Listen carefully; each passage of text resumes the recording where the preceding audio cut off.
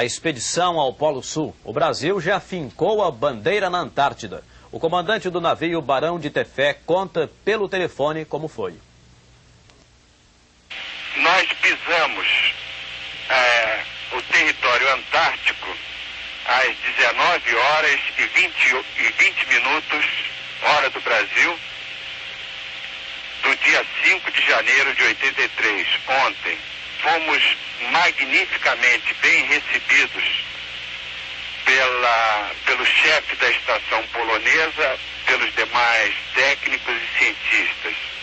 A pedido deles, oferecemos uma bandeira nacional, uma bandeira brasileira, que eles fizeram questão de içar juntamente com a bandeira polonesa e com a bandeira das Nações Unidas. Como há cientistas americanos e alemães, eles também içaram as bandeiras desses países.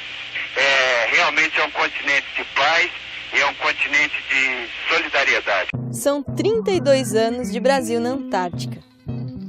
Para organizar a Operação Antártica foi criado o PROANTAR, Programa Antártico Brasileiro, onde diversos órgãos do governo federal são reunidos pela Comissão Interministerial para os Recursos do Mar, a fim de apoiar as pesquisas científicas brasileiras.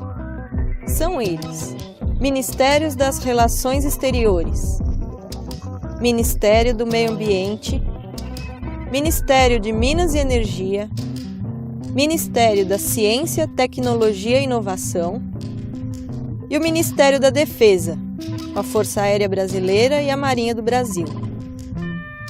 Para a realização das pesquisas, utilizamos os navios da Marinha do Brasil, os acampamentos, o módulo Criosfera e a Estação Antártica Brasileira Comandante Ferraz.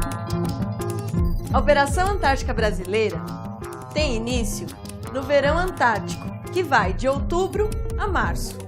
Em outubro, os navios Ari Rongel e Almirante Maximiano partem do Rio de Janeiro para a Antártica, levando os pesquisadores, militares e suprimentos. O retorno se dá no fim do verão. No inverno, somente os militares do Grupo Base permanecem na Estação Brasileira Comandante Ferraz. A FAB realiza voos de apoio durante todo o ano. Por que é importante para o Brasil realizar pesquisa na Antártica?